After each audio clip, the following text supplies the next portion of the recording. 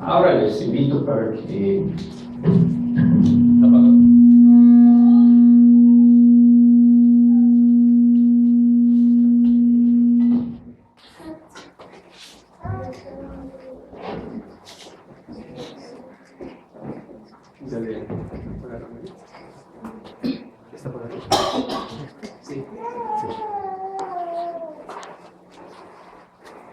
Mateo capítulo 28.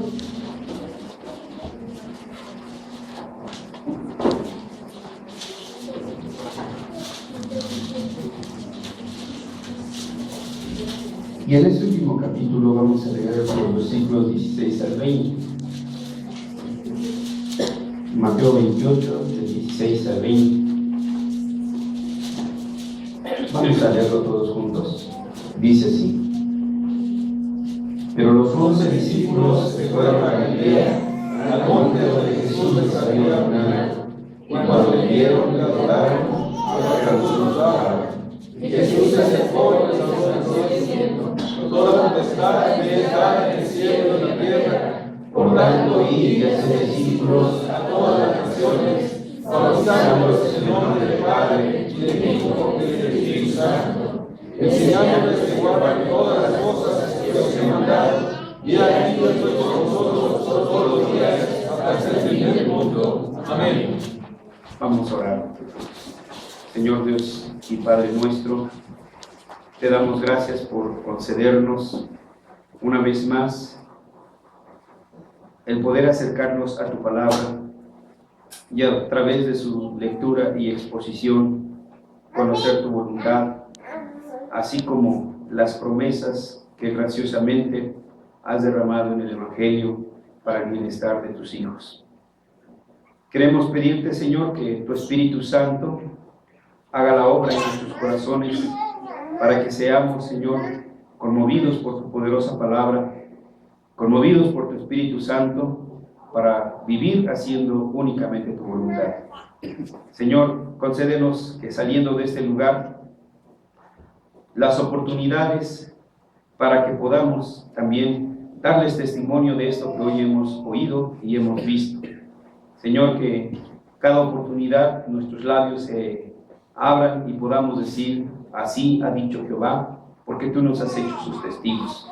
Ayúdanos a ser esos testigos que tú esperas de cada uno de nosotros, publicando tu palabra. En Jesús oramos. Amén. Amén. Estamos hablando del triple oficio de la iglesia y hemos hablado del ministerio educativo de la iglesia y hemos entrado ahora al ministerio evangelístico de la iglesia.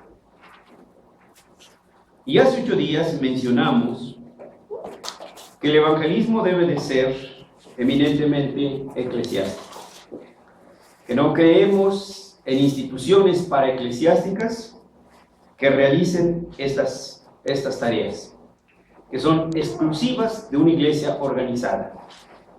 Y mencionamos algunos pasajes donde es claramente visto cómo es la iglesia quien envía a quienes han de proclamar el Evangelio. Ahora vamos a ver la manera como hace evangelismo la iglesia reformada y cómo hicieron nuestros hermanos evangelismo la iglesia reformada. Una y otra vez escuchamos de otras iglesias evangélicas, y lo más triste que también lo escuchamos de nuestros hermanos presbiterianos, acusándonos que los presbiterianos no somos evangelistas. Nos acusan de que no hacemos evangelismo. Y sería bastante difícil explicar, o es bastante difícil explicar, si no hiciéramos evangelismo, ¿cómo explicamos más de 450 años de existencia del movimiento presbiteriano? ¿Cómo podríamos explicarlo? La diferencia está en cómo hacemos evangelismo. Ese es el punto. Y he aquí el principio por excelencia del evangelismo reformado o presbiteriano, el evangelismo educativo. Como lo vamos a ver a lo largo de estos pasajes, ¿sí?, tenemos nosotros que afirmar que el evangelismo de la iglesia no debe ser una mera explotación de las emociones humanas, sino que debe ser en sí mismo un mensaje instructivo, porque Dios demanda de su iglesia un evangelismo educativo. Y algunos nos citan ejemplos de que eso no es posible, y nos citan como ejemplo al apóstol Pedro. Con la venida del Espíritu Santo, predicó y miles fueron convertidos. Nos ponen como ejemplo también el avivamiento en Estados Unidos de América, con Jonathan Edwards y otros, que ante las predicaciones de estos hombres, mucha gente vino al arrepentimiento. Tenemos que mirar esto a la luz de su contexto, hermanos. Para comenzar, tómese nota que Pedro no se estaba dirigiendo a unos ignorantes de la fe cristiana. Tenían un trasfondo de la fe. Conocían el Evangelio, conocían en el Antiguo Testamento. Diríamos ahora, tenían conocimientos bíblicos. Era un pueblo que se había apartado. Era un pueblo que no había visto las señales de las venidas del Mesías. O sea, que no era un pueblo ignorante. Así lo que estaban haciendo era un llamamiento a volver a los términos del pacto.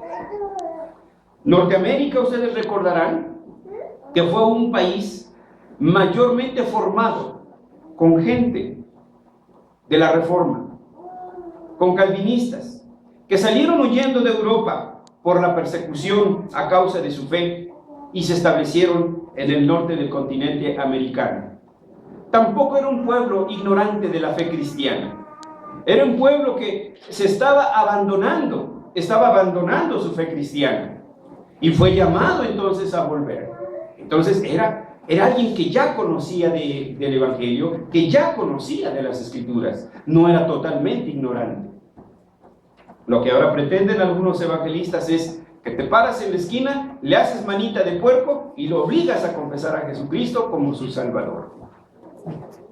El evangelismo de la iglesia reformada es y siempre será un evangelismo educativo. ¿Por qué lo hace así la iglesia reformada? En primer lugar, porque es una demanda explícita de las Escrituras. Y en segundo término, porque tenemos el testimonio fehaciente de la iglesia de la Reforma. Vamos a ver estas dos premisas que hemos mencionado. Nuestra primera afirmación es que el evangelismo educativo es una demanda explícita en las Escrituras. Los versículos finales del Evangelio según San Mateo, el que acabamos de leer, conocidos como la Gran Comisión, aunque este no es, por supuesto, el único mandamiento misionero registrado en el Nuevo Testamento, con todo, la Gran Comisión no es un nombre incorrecto para este pasaje, porque es claramente el más completo de todos. El mandato que encontramos aquí, en el versículo 19, dice así: por tanto, id y haced discípulos a todas las naciones. La palabra griega para discípulo, aquí en ese versículo dice, el mandato es ir y hacer discípulos. La palabra griega para discípulo es matetes. Esta palabra matetes, que está correctamente traducida, sí, es correcto decir discípulo, pero también puede ser traducida como alumno o como estudiante. Muchos de ustedes son matetes, algunos del Poli, otros de la UNAM, otros de la UAM, otros son harvesterianos, pero son matetes, es decir, alumnos, matetes. es decir, estudiantes. ¿Y qué es lo que está diciendo el versículo? Por tanto, id y haced estudiantes, id y haced alumnos de las Escrituras. El verbo de este sustantivo, matete, es mateteu. Y esta palabra que encontramos aquí en el Nuevo Testamento, mateteu, está en modo imperativo, es decir, está en forma de mandato. Por tanto, id y haced discípulos a todas las naciones. La palabra que usa aquí el escritor sagrado es panta y se traduce como todo. Y la palabra etne, de ahí viene la palabra etnia, se traduce como pueblo, raza, nación, y aún se refiere también a los gentiles. La frase completa, entonces, podría traducirse así. Miren, la leemos como la tenemos aquí. Por tanto, id y haced discípulos a todas las naciones. Ahora, también podríamos leerla de esta manera. Por tanto, id y adoctrinad a los gentiles. Entonces, primero es la doctrina y luego el nuevo nacimiento. Y los fundamentalistas lo voltean. Dice, primero es el nuevo nacimiento y luego el discipulado, que es lo que llaman doctrina. También aquí está muy claro. Dice, por tanto, id y adoctrinad a todos los gentiles. Denle doctrina. Un factor digno de notabilidad en este pasaje es que la Gran Comisión ordena a los apóstoles y a la iglesia de todos los tiempos a que enseñen. Ese es el mandato que tenemos. Id y enseñad. Id y enseñad. Cada uno de nosotros, ve y enseña, ve y enseña, ve y enseña. Es lo primero que tenemos que hacer. En efecto, se habla de la enseñanza como la tarea misionera principal. La iglesia debe salir porque dice id. La iglesia debe salir. La iglesia debe ir a los gentiles y debe ir a enseñarles. Puede que sepan mucha física cuántica, puede que sepan biología molecular, pero no saben nada del Nuevo Testamento ni nada del Antiguo Testamento. Por tanto, hay que enseñarles. A lo mejor cambiamos unas clasecitas, ¿verdad? Ellos nos dan matemáticas y nosotros les damos isagógica o a ver qué cosa les damos. Pero en estos asuntos, ellos son unos ignorantes. Y de esto es lo que les tenemos que enseñar. Ir es el medio usado para lograr el fin de enseñar. Y a estos que acepten las enseñanzas, se les debe bautizar. Por eso, la idea sigue diciendo, id y haced discípulos a todas las naciones, bautizándolos en el nombre del Padre, del Hijo y del Espíritu Santo. Pero al fin y al cabo, la tarea es enseñar. Sea que los hombres respondan positiva o negativamente, nuestra tarea ineludible como iglesia es enseñar. A donde vayas, enseña. Si estás en Ecatepec, enseña. Estás en Tlalnepantla, enseña. Estás en Santa Fe, enseña. En Azcapotzalco, enseña. Donde estés, nuestra tarea es enseñar, enseñar y enseñar.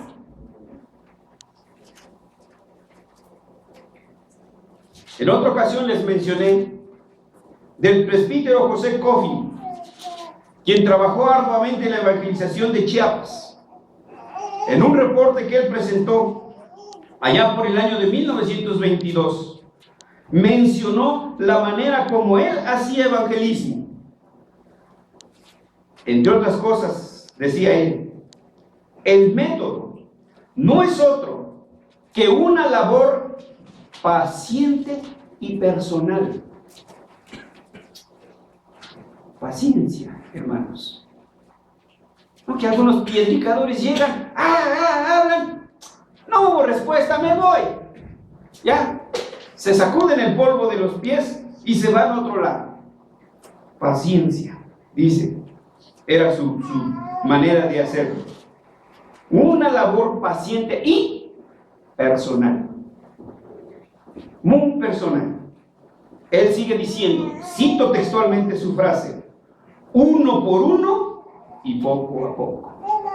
Uno por uno y poco a poco. ¿Cuántos estamos aquí? Ya no digamos cada uno de nosotros, vamos por familias. La familia de nuestro hermano Silva, la familia de nuestro hermano Gómez, cada uno de nosotros, uno solo. Hermanos, al año, ¿qué resultados habría? ¿Sí? Pero hoy no, hoy dependemos de métodos, dependemos de técnicas, dependemos de evangelistas, de barcos duros, que vienen y se llevan a nuestros muchachos y nos dejan desarmados en nuestras iglesias, porque hemos perdido la visión de la evangelización, perdido la visión de lo que es la obra misionera reformada. Tenemos que enviarlos, entrenarlos a Comibam. No, hermanos, nosotros tenemos la capacidad para entrenar a nuestros misioneros. Y así este hermano Kofi, en un periodo de 5 años, se habían establecido 72 iglesias. Obvio, él solito no lo hizo. Él entrenó hombres en el catecismo. Fueron maestros de catecismos. Y lo primero que dieron fue catecismo.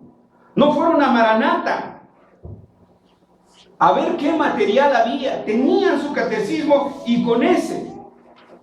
Hoy es difícil encontrar, aún en nuestras iglesias presbiterianas, los catecismos, hermanos. Nuestro plan de evangelización, sigue diciendo el reverendo Kofi, es sencillo. Se marca un territorio que es considerado campo misionero. El primer paso consiste en enviar a un grupo de personas para explorar el terreno y establecer tantos contactos como sea posible. El segundo paso es enviar maestros de catecismo. Tercer paso, después de un tiempo razonable es considerado como un campo misionero. En este punto se envía un misionero para que atienda el campo. Su tarea principal es la de prepararlos para que hagan su profesión de fe. Después de su preparación, son examinados por el consistorio, bautizados y constituidos en iglesia. Cuarto paso, la congregación inicia su preparación para la tarea misionera. ¿Ven el ciclo? De inmediato, esa iglesia no la podemos tener de floja. De inmediato los entrenamos. ¿Para qué? Para que ellos hagan lo mismo como les hicieron a ellos. Y así el ciclo se repite. Lo que aquí se quiere poner de relieve es el énfasis en la enseñanza. Pues no debe olvidarse que inmediatamente después de la exploración, el trabajo se iniciaba con clases de catecismo. Debe entonces quedar muy claro para nosotros que el primer deber de la iglesia con respecto a los no salvos es que se les enseñe la palabra de Dios. Esto es un evangelismo educativo. Ahora vamos al testimonio de la Iglesia de la Reforma. ¿Cómo hacían evangelismo Calvino, Zwinglio, Knox y todos ellos? El mismo Lutero. La Confesión de Fe de Habsburgo, 1530, acuérdense, 1517 es la fecha de las 95 tesis que fueron colocadas en el portón de Wittenberg. En esta confesión, en su artículo 5, entre otras cosas, señala, cito textualmente parte de este artículo que ustedes pueden comprobar si tienen acceso a esta confesión. Dice así: para que obtengamos esta fe, fue instituido el ministerio de enseñar el Evangelio.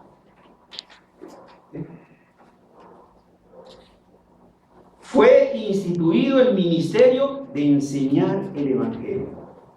No manipulaban a las masas, no sobreexplotaban sus emociones, no les arrancaban lagrimones, los compungían con el horror de su pecado al presentarles el Evangelio. Sigue diciendo la Confesión de Fe de Augsburgo: los nuestros condenan a los anabaptistas y otros que piensan que el Espíritu Santo viene a los hombres sin la palabra externa por su propia preparación y obras. Es decir, ponen así ojitos de borrego en agonía y son llenos del Espíritu Santo y entonces dicen: aleluya, Jehová reina. No, dice Lutero, junto con el pueblo alemán, declara la necesidad del ministerio de la enseñanza en la evangelización. Ese es el testimonio de la Reforma. Y a la vez rechazan estas posturas de los anabaptistas, que creían que el Espíritu Santo obra aparte, ex profeso, fuera de las enseñanzas de las Escrituras. Citemos otro ejemplo. La Iglesia Reformada de los Países Bajos, 1561. Hemos avanzado 30 años. En su confesión de fe, dejó registrado el concepto de la verdadera fe.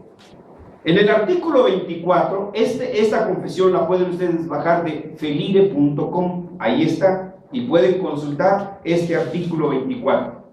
Está en nuestra página.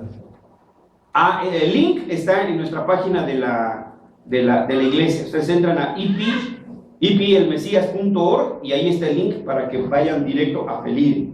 Y ahí encuentran esta confesión de los Países Bajos. En el artículo 24 leemos, dice así: creemos que esta fe verdadera, habiendo sido obrada en el hombre por el oír de la palabra y por la operación del Espíritu Santo. ¿Cómo viene la fe? Por oír la palabra. O sea, debe haber primero instrucción y por supuesto la intervención del Espíritu Santo.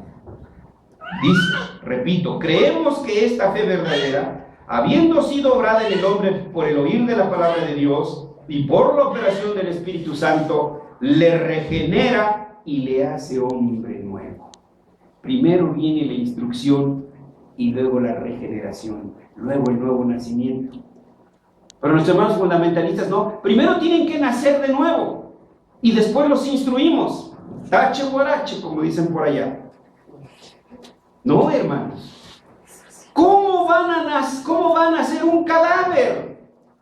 Vosotros que en otro tiempo estabais muertos en vuestros delitos y pecados.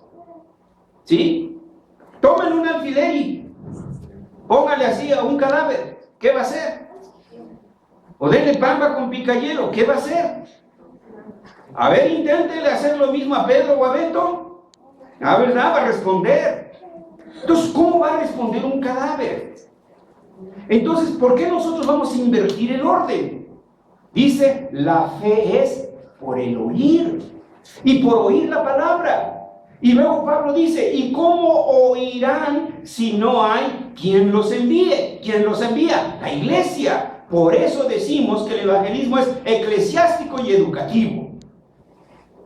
Pero nos hemos salido, hermanos, de veras. Cuánta tristeza me da en nuestras iglesias presbiterianas. Puro evangelismo arminiano. Me dan ganas de chillar, de berrear, de patalear, hermanos, cuando veo esto. Nótese que en esta confesión la iglesia cree y afirma que la verdadera fe viene de oír la palabra de Dios, es decir, por la debida instrucción en la palabra de Dios. Esto también es un evangelismo educativo. Vamos a un ejemplo más. La Iglesia Reformada de Heidelberg, Alemania, también en su catecismo, en la pregunta número 21, igual ahí en esa misma página lo pueden bajar, la pregunta y la respuesta se plantean así. Pregunta: ¿qué es la verdadera fe? Respuesta: no es solo un seguro conocimiento por el cual considero cierto todo lo que el Señor nos ha revelado en su palabra, sino también una verdadera confianza que el Espíritu Santo infunde en mi corazón por el Evangelio, dándome la seguridad de que no solo a otros, sino también a mí mismo, Dios otorga la remisión de mis pecados, la justicia y la vida eterna. Y eso de pura gracia, solamente por los méritos de Jesucristo.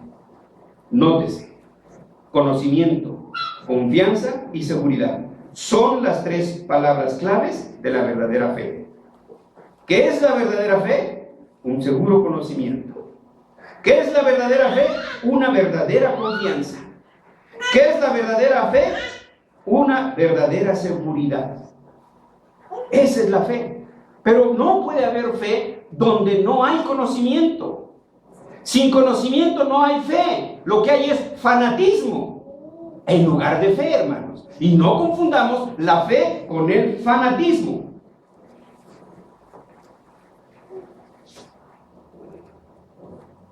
Este conocimiento entonces nos remite al evangelismo educativo. Esa era la manera de las iglesias de la Reforma. Vamos a un último ejemplo. La Confesión de Fe de Westminster. En su capítulo 14, párrafo 1. Respecto a la fe, dice lo siguiente: la gracia de la fe, por la cual los elegidos son puestos en capacidad de creer para la salvación de sus almas, es obra del Espíritu de Cristo en sus corazones. Y miren cómo termina diciendo esta frase: y se efectúa ordinariamente por el ministerio de la palabra. Nótese cuidadosamente esta frase: se efectúa ordinariamente por el ministerio de la palabra. ¿De qué habla esto? La instrucción. La iglesia puritana de Inglaterra, con esta declaración, está también haciendo énfasis en el evangelismo educativo. Esa es la manera, entonces, como nosotros hacemos el evangelismo. Entonces, nuestra afirmación es que el evangelismo es eminentemente educativo. Concluyamos entonces.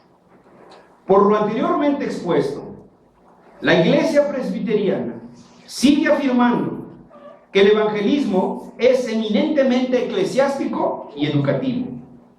Tanto la Escritura como el testimonio de las iglesias reformadas así lo manifiestan. Y nosotros también. Entonces, lo que la iglesia necesita es un programa sólido de un evangelismo educativo y una firme determinación de recibir como miembros solamente a quienes pueden hacer manifiesta públicamente su fe en las verdades básicas del cristianismo. Quiero traer a colación, hermanos, en los planes anuales de trabajo de la Iglesia Presbiteriana del Mesías. Por ejemplo, en su reunión congregacional del 2006, se aprobó el establecimiento de centros de estudios de catecismo. ¿Lo recuerdan, hermanos? No, pues ya le dimos carpetazo. Ahí está. Es un acuerdo de esta congregación. 2006, establecer centros de estudio de catecismo. Lo discutimos como iglesia. Y en reunión congregacional de enero de 2008, se aprobó un plan básico de estudios para establecer centros de estudios cristianos. 2008. Estamos en el 11, hermanos. Han pasado 3 años. En este curso básico, diríamos, plan para abrir misiones, plan misionero, si ustedes quieren usar estos términos, ¿sí? Se ven 4 puntos principales de esos centros de estudios. Primero, la fe cristiana. Segundo, la vida cristiana. Tercero, la comunión cristiana. Cuarto, el reino de Dios. ¿Ven ustedes una enciclopedia ahí, hermanos? ¿Ven ustedes algo cíclico? Algo que comienza, que avanza, que progresa y se cierra el círculo. Y comienza otra vez. En el primer tema, la fe cristiana, dicen nuestros acuerdos del 2008. Propósito: establecer los fundamentos de la fe reformada. Y para ello se escogieron 2 textos. Uno, breve instrucción de Juan Calvino, Catecismo de 1536. 2, Catecismo Menor de Westminster. Con eso comenzamos, hermanos. O con eso debiéramos de comenzar. Bueno, en Escandón comenzamos con eso, ¿lo recuerdan? ¿Sí? Segundo tema, la vida cristiana. ¿Cuál es el propósito? Establecer la relación entre doctrina cristiana y su aplicación en la vida cotidiana. Los textos propuestos fueron De Vita Homini Christiani, obra de Juan Calvino. Es la aplicación de la doctrina en la vida cristiana. Tema 2, ¿cómo entonces debemos de vivir? Serie de Francis Schaeffer. Tema 3, la familia cristiana, por supuesto desde la perspectiva reformada. Punto número 3, o tercer tema, la comunión cristiana. Propósito, aprender que la vida cristiana se vive en comunidad y que esa comunidad es la iglesia de Jesucristo. Y entonces se proponen 4 temas a estudiar en este departamento. 1, la iglesia. Si voy a formar parte de una iglesia, yo tengo que saber cuál es el concepto escritural de la iglesia, porque no es un club. Con el permiso del hermano, quiero usar un ejemplo que nos acaba de dar y que nos sacudió.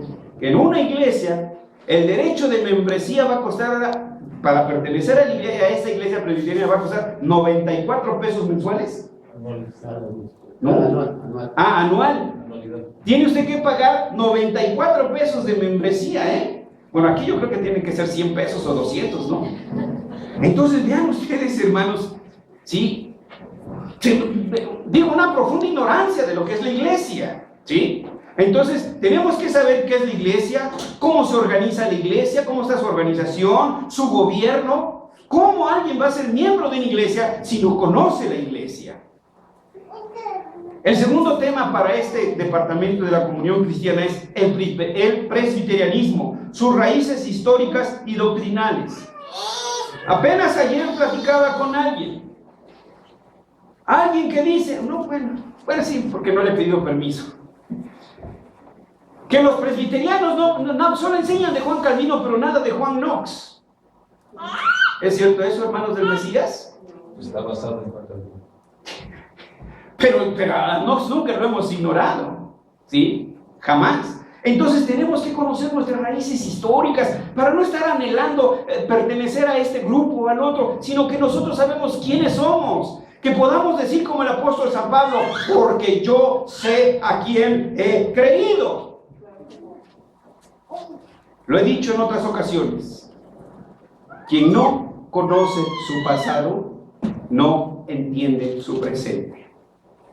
Quien no entiende su presente, no lo ama. Quien no ama, no defiende. Quien no defiende su presente, está en peligro de extinción. Eso es lo que ha pasado, hermanos. Eso es lo que está pasando en nuestras iglesias. El tercer tema de este departamento Comunión Cristiana es evangelismo y misiones. La iglesia tiene que aprender a ser una iglesia evangelista, una iglesia misionera. Allá están los campos, solos, abandonados, yermos, desiertos. Y luego decimos, están bajo el juicio de Dios. Nosotros somos los que debemos estar bajo el juicio de Dios, por abúlicos, por indolentes, porque no estamos haciendo obra misionera. Estamos muy cómodos en nuestros sillones, viendo los programas de tele, en lugar de prepararnos para salir a hacer obra misionera. Y el cuarto tema, el catolicismo romano. Sus principales doctrinas papistas son los que tenemos alrededor. Que sepamos de dónde vienen sus doctrinas para poderles contestar. El último tema es el reino de Dios. Pero cuando lleguemos allá se los explico. Digo, si todavía no terminamos el 1, hermanos. ¿Sí? Pero vean que sí tenemos planes, hermanos. No estamos a la deriva. No nos estamos sacando las soluciones de la manga del saco. Nuestra iglesia presbiteriana así es. No improvisa, piensa, actúa, porque hace un evangelismo educativo. Así que, hermanos, si vamos a hacer evangelismo, pensemos en esta marca del evangelismo reformado, un evangelismo educativo por excelencia. Así que, uno, estemos dispuestos, hermanos, a abrir espacios. A la fecha, solo tenemos un centro de estudios cristianos. Solo se ha terminado ahí el Catecismo Menor de Westminster y estamos iniciando el curso de la vida cristiana de Juan Calvino. ¿Qué hace falta, hermanos? Hogares que deseen abrir sus puertas, cada uno de sus hogares, para tener reuniones una vez a la semana. Hacen falta misioneros que atiendan estos centros de estudios, pero para ello tenemos que prepararlos, porque no vamos a improvisar evangelistas, emocionalistas, ¿sí? Se remangan, yo voy. No se envían reclutas a la trinchera. Tenemos que prepararnos. Ese es el evangelismo que realiza nuestra iglesia y es el que debemos esperar y debemos estar empeñados en hacer. Que Dios nos bendiga y nos mueva a hacer una verdadera obra evangelística. Vamos a orar. Nuestro Dios y Padre, gracias te damos porque tu palabra siempre nos pone en el punto de lo que debemos de ser y hacer. Gracias por recordarnos nuestra sublime tarea como iglesia, la evangelización de aquellos que no te conocen, la evangelización de tus elegidos desde la eternidad. Señor, pero también aceptamos con gozo, Padre, la tarea que nos das de hacer un evangelismo educativo. Te rogamos que como iglesia muevas nuestros corazones, el deseo ardiente de prepararnos para salir más allá de nuestras puertas, más allá de nuestras ventanas, e ir y proclamar tu poderoso evangelio. Un evangelismo educativo, hombres y mujeres que conozcan los fundamentos de la fe cristiana y que puedan decir, porque yo he creí, por lo tanto hablé. Señor, levanta de esta tu iglesia, pueblo misionero, que desee ir, que anhele ir, Señor, a esos campos que están esperando obreros para esas minas. En Jesús oramos. Amén.